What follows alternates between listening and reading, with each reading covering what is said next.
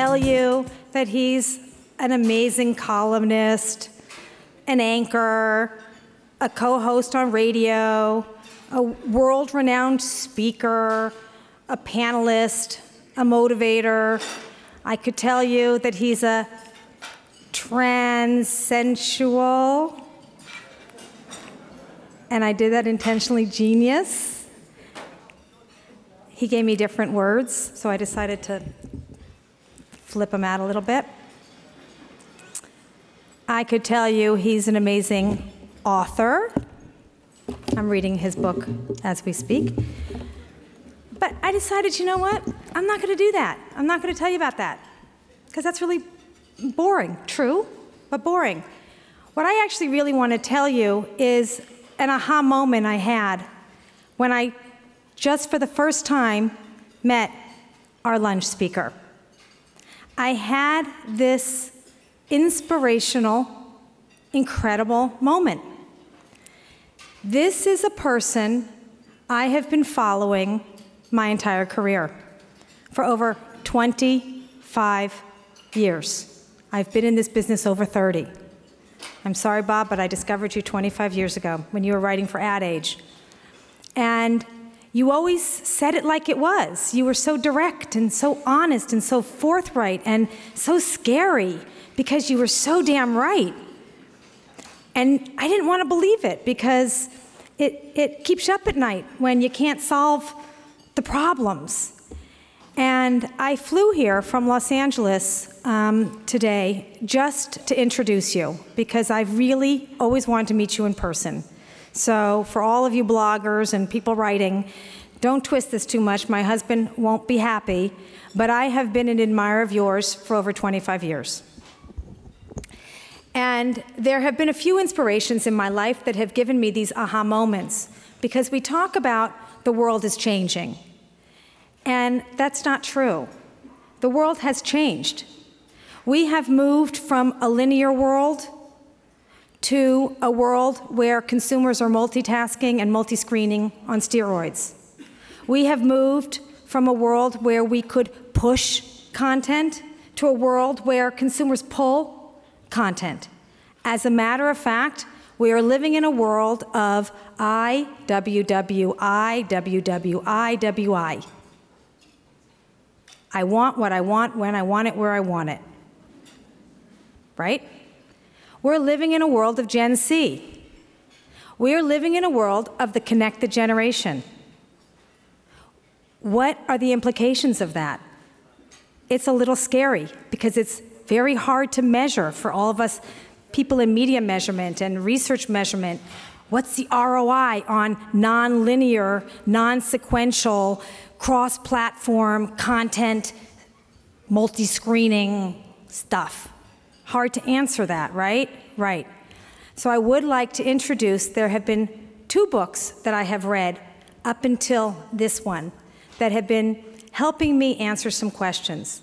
The first one I read was called Love Marks by Kevin Roberts. I was sitting on an airplane many years ago, and I read this book that talked about how you can't like something anymore. If brands don't get their consumers to love them, in this digital age, it's going to be very scary. Because when you love a brand, you will search them out, you will find them, you will forgive them if something bad happens, especially when consumers are curating their own content. And every page in this book, as simple as it was visually arresting.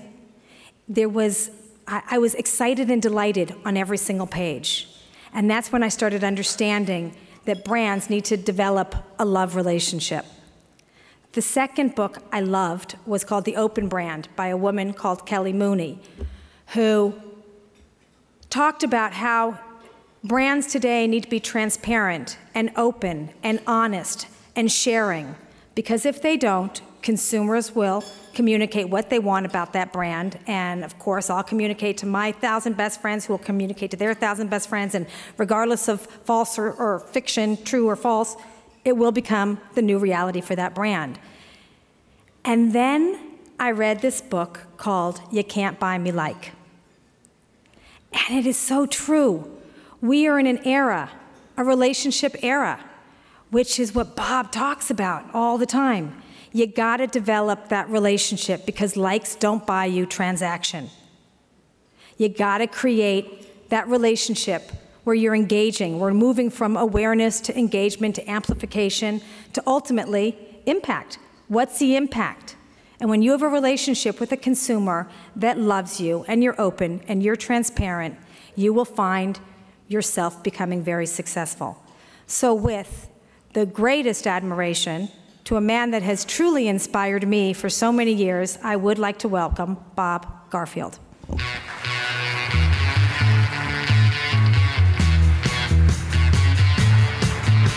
Thank you so much. Thank you. Talk about it. Be careful. Okay, I can live with that.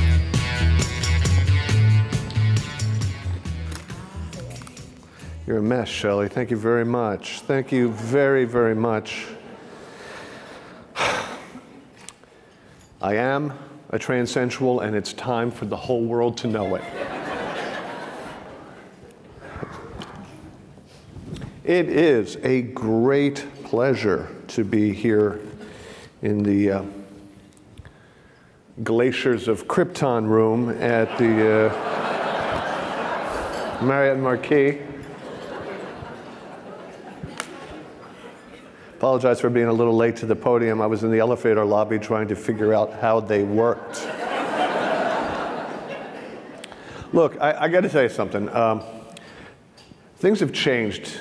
Things have changed on stages like this. For so long, we as audience members would have to sit there while some self-indulgent jerk would just show one PowerPoint slide after another and read from a prepared script. But now, and I think largely thanks to TED and events like it, now we have conversations with audiences. We don't lecture, we don't hector, we share. I mean, most people do, but fuck that shit. I'm reading from a script and showing you slides.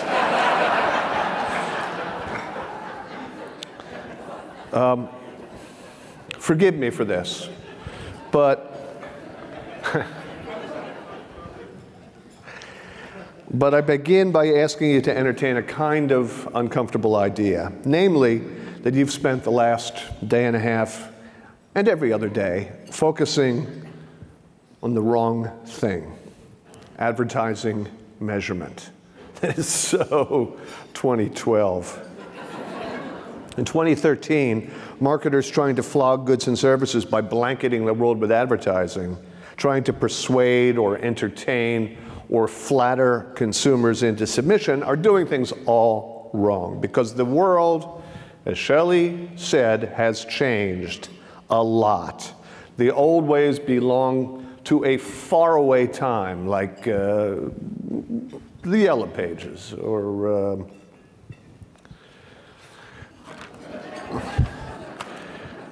no matter how important or immutable they once may have seemed, some things just go away.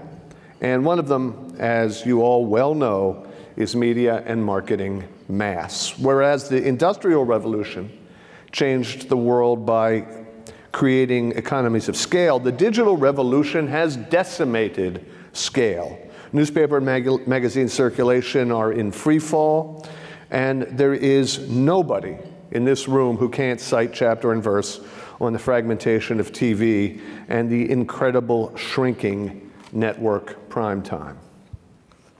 The defining element of 300 years of mass marketing was reach, which is now ever more out of reach. But who knows that more than y'all? Sadly, in despite of the obviousness of the obvious, whole industries and many of you cling to the remnants of the status quo even as your grip gets weaker and weaker, because the digital revolution and societal shifts have brought us to a new period.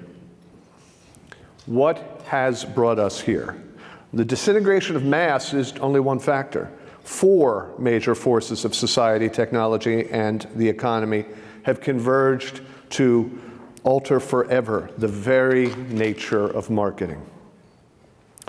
Even as it was enabling infinite quantities of content, the internet has torn down the ramparts, separating the corridors of business power from the teeming hordes. Once corporations and brands could operate behind nearly impregnable fortifications. Now there is hardly an event that takes place, especially an ugly one, that doesn't become exposed to one and all immediately and in perpetuity. There was a time not long ago when Apple could run sweatshops, and Chick-fil-A could donate to bigots, and Progressive Insurance could screw policyholders entirely under the radar. No more. Consider the 2011 derailment of China's new magnetic levitation train, killing 38 people and injuring hundreds of others. The government ordered the Chinese media not to cover the accident, and the media, for the most part, obliged. But cell phone pictures from the scene spread in social media and soon revealed that the authorities had brought in earth-moving equipment to literally bury the evidence. Oh yeah, I'll just, PowerPoint, four forces, and bury the evidence. If there is nowhere to hide in a police state, it is folly to think that you can be opaque here, which gets to that force number 3 from the last slide, the rise in social connectivity. Nowadays, a brand's news, good or bad, becomes conversational currency worldwide. For instance, most likely all of you have seen in its entirety this.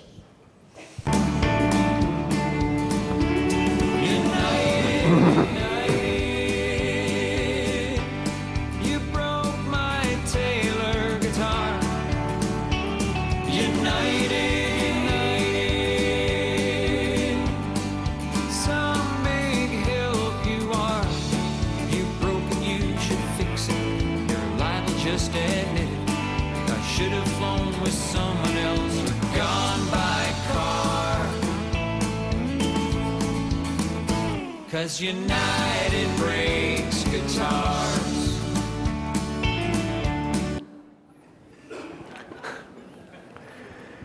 If there's someone in the audience from United Airlines, I so apologize.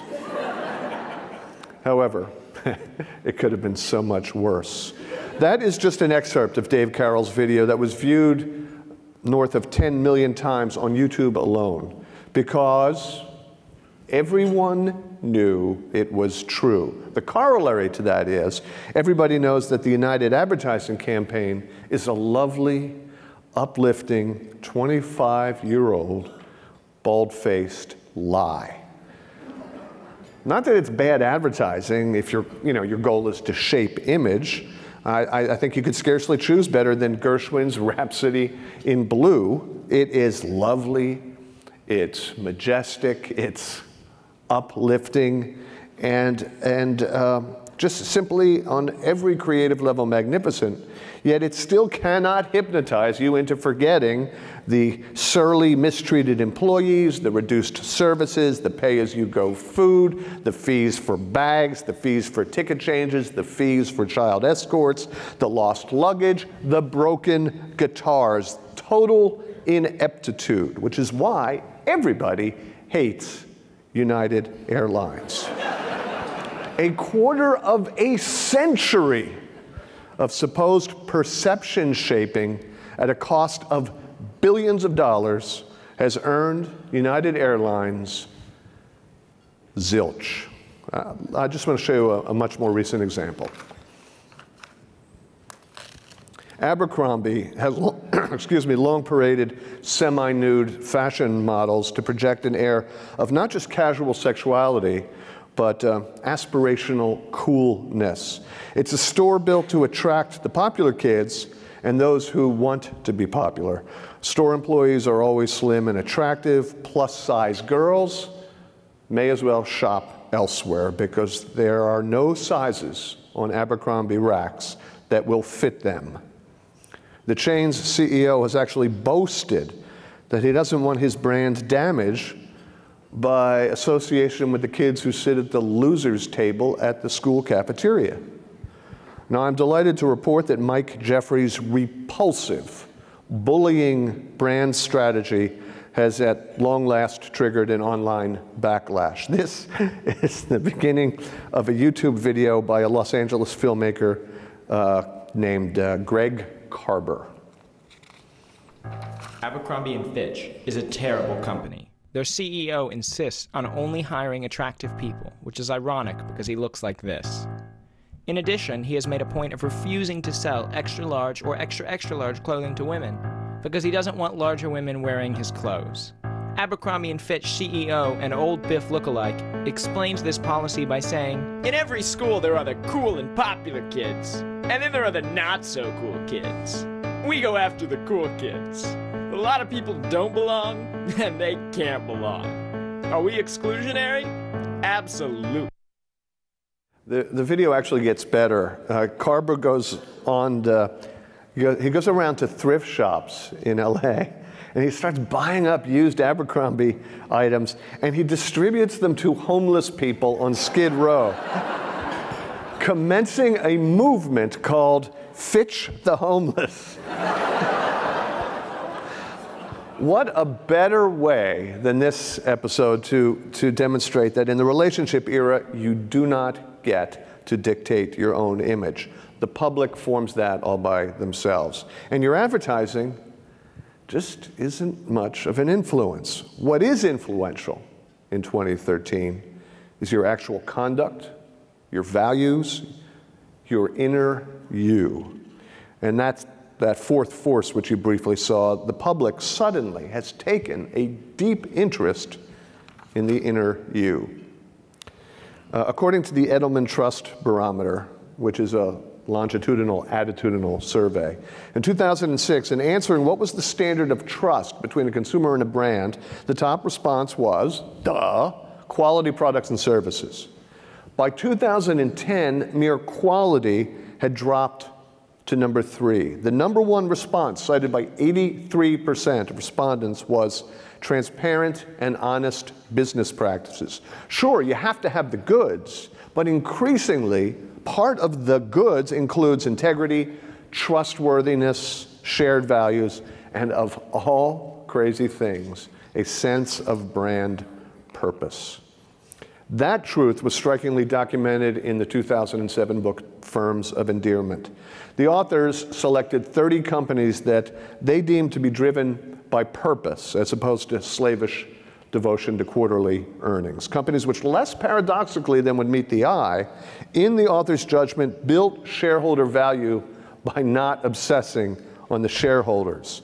Among them, Honda, Trader Joe's, the Container Store, Southwest Airline, eBay, and more. And lo and behold, these firms of endearment outperform the rest of the corporate universe.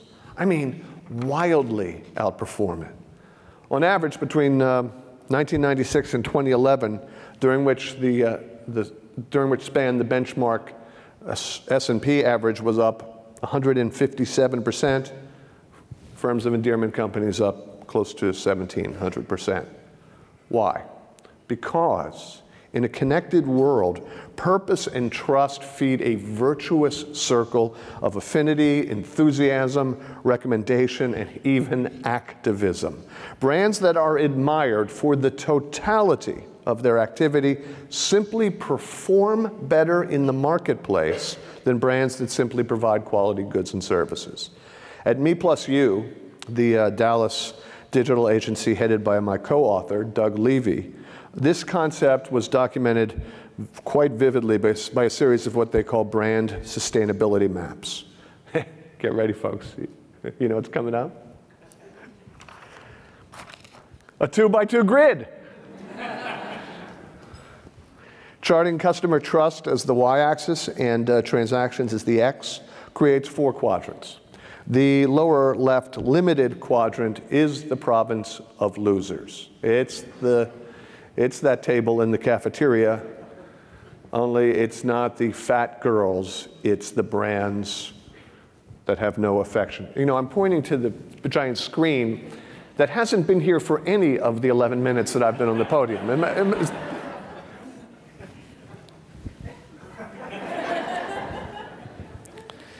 Yeah, okay, so they are struggling brands with flat or declining sales and commanded little respect of the customer. To its right is the reluctant quadrant, brands that command little respect and generate little emotion, but whose price or competitive advantage of some kind trumps any consumer misgivings. You know, that's like Walmart. You see what I'm saying? The upper left quadrant, emotional, is the home. I've done it again. The upper, I'm not pointing anymore. I'll leave that to Carol Merrill and Vanna White. The upper left quadrant is emotional, the home of brands that maintain respect in spite of quality issues or limited distribution or some competitive disadvantage. And then finally, in the upper right-hand corner, there is Valhalla, the quadrant called sustainable. Ordinarily at this stage, I show you the same grid with brands plotted in, but that would embarrass some of you, and I can't have that. Anyway, I think if you represent a brand, you know intuitively exactly where your brand plots out. I will say this, you see over there the limited quadrant, right? Okay, over there is where your cell phone carrier is located. So anyway, instead of showing you where the brands are plotted, let's try an experiment. If you've got devices, Google, please, the search term, I love Zappos. I did it, and I got almost 2 million unprompted expressions of devotion. Now, anyone want to hazard a guess as to how many hits you get if you Google, I love Dow Chemical Company? Anyone want to take a stab at that? 0? No, not 0, for crying out loud. I mean, this is a Fortune 50 company that does business in 212 countries of the world. It's not 0.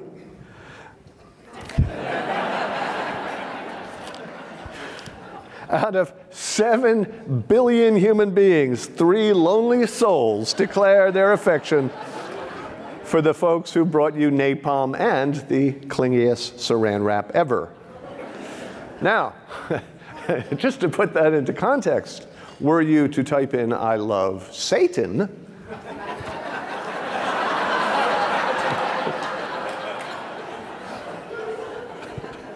or by my math, about 98,000 times more beloved than the Dow Chemical Company. Despite the multi-tens of millions of dollar human element advertising campaign and its multi-tens of million dollar secondary campaign called solutionism. Because, once again, the public has many more sources than your self-serving advertising to make a judgment. And I don't mean just customers and prospects. There are many other stakeholders to consider: employees, neighbors, suppliers, governments, shareholders, and the earth itself. It is the totality of those relationships that projects your corporate self. Nestle's Pete Blackshaw famously wrote that customer service is the new media department. But even Pete didn't fully understand the new dynamics. In a socially mediated world, wherein your every action or inaction is Googleable in perpetuity, this is an immutable fact of the relationship era that some companies, like United Airlines, continue to learn the hard way, while others simply knew it in their bones from the moment of creation. Our book is filled with cringe-worthy examples of companies with big ad budgets and wonderful slogans being sentenced to hard time by the court of public opinion because they didn't grasp this. Bank of America, Texaco, the once venerated Johnson & Johnson, and even the Susan G. Komen race for the cure. Yet others enjoy perennial growth and prosperity by simply being themselves. Zappos does it through astonishing customer service, assisted by employees hired for their dedication, encouraged to cultivate their own personalities on the phone.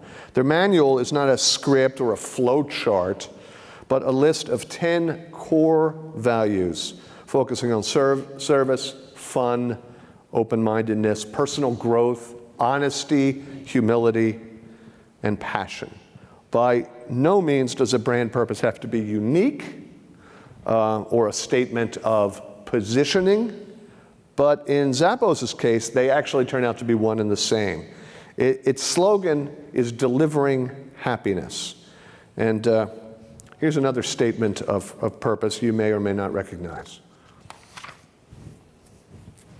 You know, it could be a revolutionary. It could be, you know, it could be a garden variety politician, Anthony Weiner or whatever. It could be an NGO. It could be freaking Easy Pass. Again, a purpose needn't be unique or differentiating. It need only be overarching and true. This one, penned by Ingvar Kamprad about 60 years ago, to this day, I believe perfectly describes this company. And every brand should distill precisely such a purpose, informing every single thing it does in the world with every single stakeholder. And by the way, when the alarm goes off at 6 o'clock in the morning, which sentiment is more motivating to drag your sorry ass out of bed?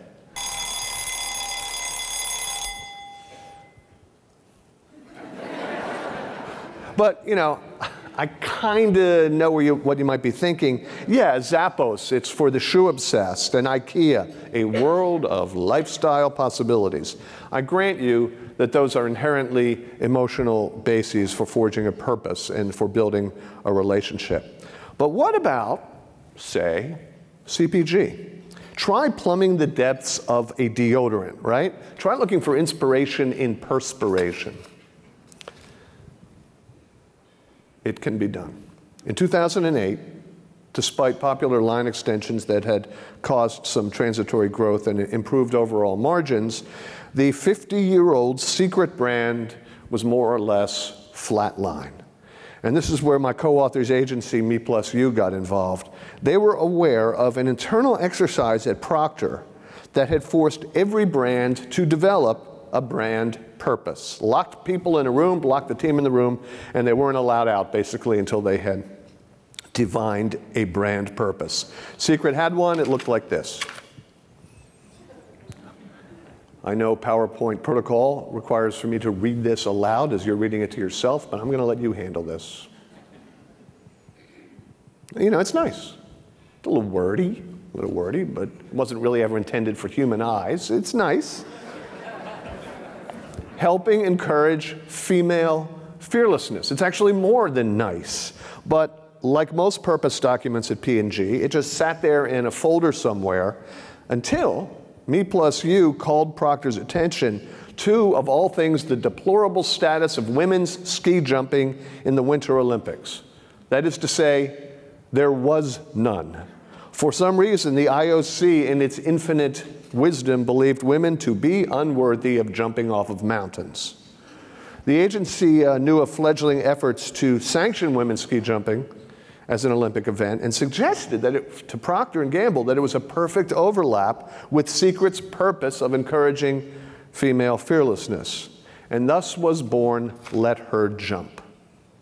With a negligible advertising buy for online to push people to the Facebook page, the movement consisted of this and a video and a petition.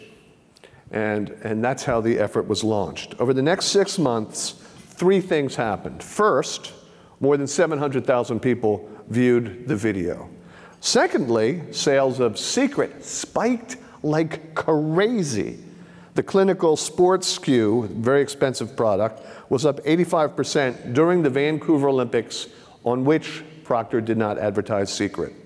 And the entire clinical line saw growth in the lineup, I should say, saw growth in the teens. Last fiscal year, whatever, 3 years removed from the Vancouver Olympics, the clinical family was still growing more than 20% in sales.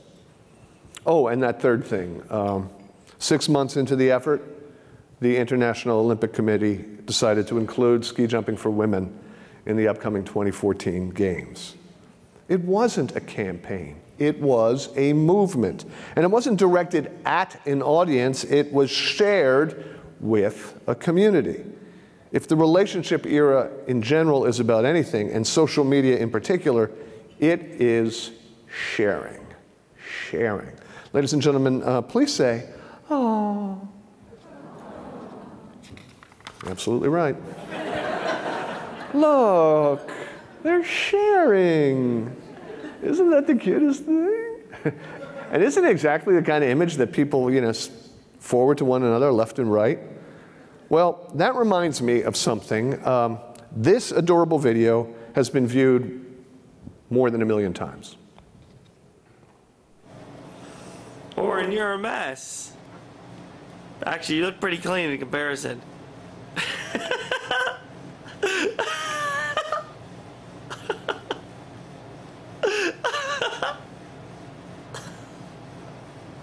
Oscar, you're so bad at eating.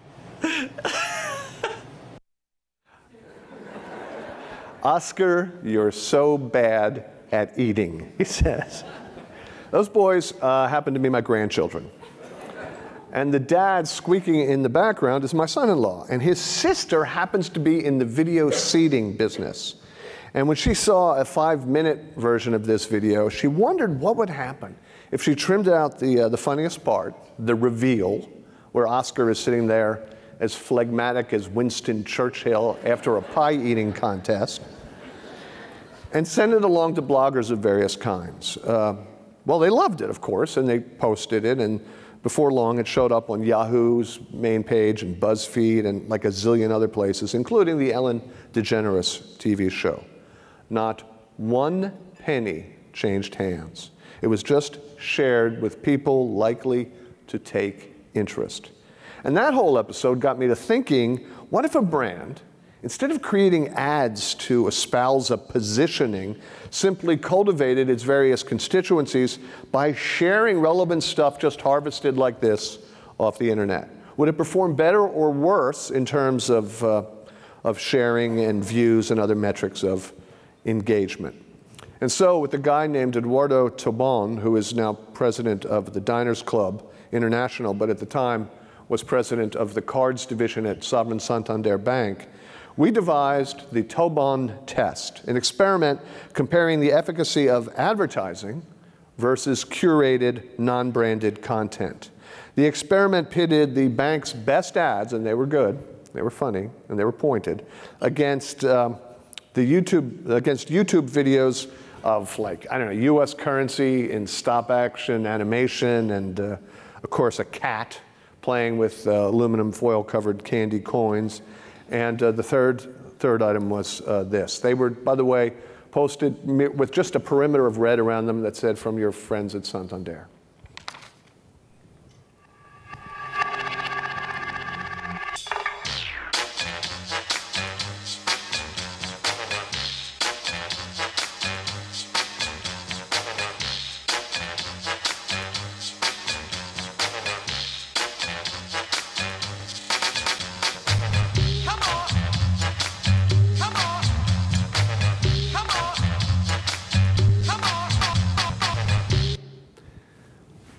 That ad, or that video and 2 others, kicked the living shit out of the advertising. They weren't even in the same ballpark when the numbers came in. Why? Why? Why did this get viewed and shared more? Because the chief marketing officer decided that it was the best expression of brand positioning? No, it wasn't that. Because the media agency bought the perfect schedule? Nope. Because a Cannes Lion-winning ad agency crafted this at great expense? No, it was successful because it was about shopping, it was cute, and it was simply appreciated by those the bank shared it with. Ladies and gentlemen, you can buy expensive advertising, but you can't buy love. You can't even buy like. but you can earn it. Now, before I wrap up, there are a couple of things I need to emphasize. I have lived on this earth long enough to know that some executives will sit through a presentation like this and leap immediately into action by calling the head of PR to come up with a good, purposey sounding slogan to slap on the webpage and the annual report. Ladies and gentlemen, take my word for this. You cannot fake authenticity. Hyping dubious humanity credentials is like lying to your psychoanalyst. It is a pointless exercise. For instance, you know who this belongs to? Yeah, that's Philip Morris. Here's another. Integrity, communication, respect, excellence. Respect, excellence. Any thoughts? Yeah, don't bother. It was Enron. In the internet age, there is no use trying to peddle that baloney to anybody because nobody believes you. Nobody believes your phony slogans or your meaningless corporate social responsibility claims or your market share boosters disguised as philanthropy. Giving money to sick kids for every diaper sold is not charity. It is sales promotion, and often repulsively exploitative, which critics now will nail you on in an online minute. So yeah, file that in a list of don'ts. For the do's of the relationship era, let me just recap.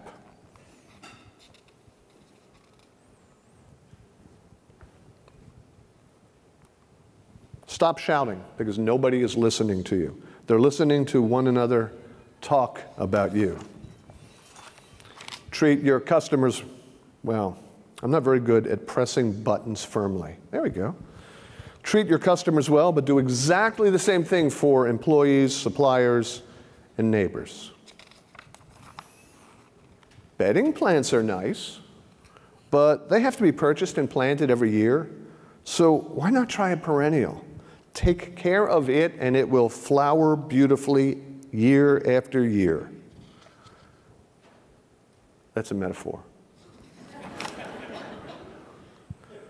Finally, I leave you with this.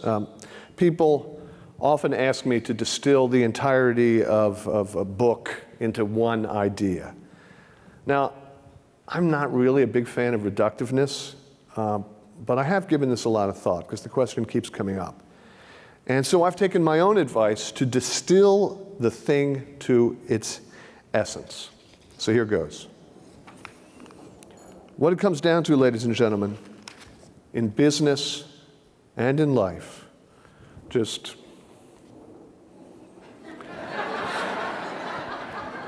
you've been a very gracious audience. Thank you very much. Thank you.